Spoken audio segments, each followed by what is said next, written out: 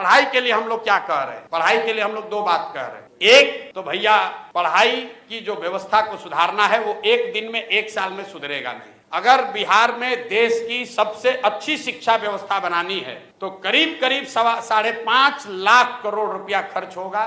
5.5 लाख करोड़ और करीब 8 से 10 वर्ष लगेंगे। अगर आज टीचर का ट्रेनिंग शुरू कीजिएगा तो 3 वर्ष में वो टीचर बहाल होगा जो कि कायदे से कर सकता है। तो कोई कहता है कि हम आएंगे शिक्षा सुधार देंगे तो आपको बेवकूफ बना रहा है। लेकिन हम लोग दो बात कह रहे हैं। एक, जो स्कैंडिनेवियन कंट्री हैं, फिनलैंड, स्वीडन, डेनमार्क, इन कंट्रीज में जाकर देखिए, वहां दुनिया में सबसे अच्छी शिक्षा की व्यवस्था है। अमेरिका इंग्लैंड में नहीं है। सबसे अच्छी शिक्षा की, प्राइमरी शिक्षा की ये व्यवस्था स्कैंडिनेवियन कंट्रीज में है, फिनलैंड में, स्वीडन में, डेनमार्क में।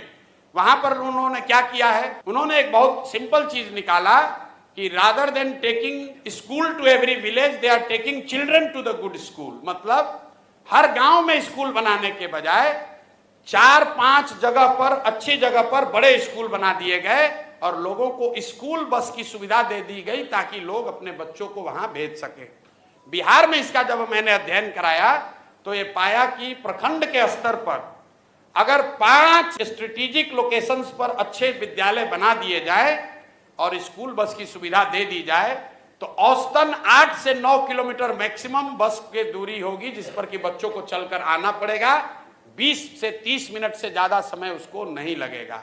तो बिहार में पहली चीज हम लोग ये करेंगे कि हर प्रखंड में कम से कम एक विद्यालय जो अभी है उसको अपग्रेड करके नेतरहाट के स्तर का विद्यालय उसको बनाया जाए। ये एक विद्यालय क्यों? इसलिए अगर हर प्रखंड में एक विद्यालय बनाइएगा बढ़िया नेतरहाट के जैसा, जिस एक नेतरहाट के विद्यालय से 1500 IAS IPS बने हैं, वो सरकारी विद्यालय था, यही बिहार के सरकार की व्यवस्था में चलता था और उसमें पढ़ने वाले ज्यादातर लड़के मध्यम और निम्न वर्गीय आर्थिक परिवारों से आए हुए थे। वैसा अगर स्कूल बनाना है तो करीब करीब 15 से 17 हजार करोड़ रुपया खर्च होगा हर साल। इससे ज्यादा पैसा है नहीं बिहार के पास। तो हम लोग ये कह रहे हैं कि हर साल हर प्रखंड में कम से कम एक विद्यालय बनाएंगे ताकि अगले 5 वर्ष में हर प्रखंड में 5 नेतरहाट के स्तर का विद्यालय जरूर हो जाएगा। दूसरी बात, हम अगर 5 वर्ष में शिक्षा सुधारेंगे, आपका लड़का 6वां में है, 8वां में है, आप कैसे सुधरिएगा? आपका समय तो निकलता जा रहा है।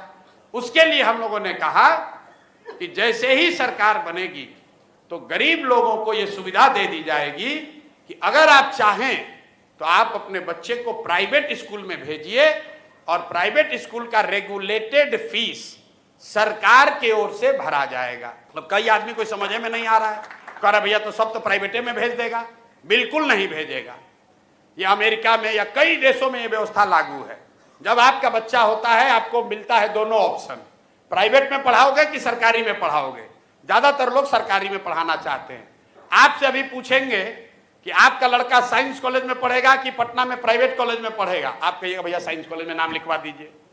आपसे पूछेंगे कि PMCH से मेडिकल करना है कि रमैया से करना है, आप कहे भैया PMCH में हो जाए तो रमैया क्या करने जाएगा। क्यों?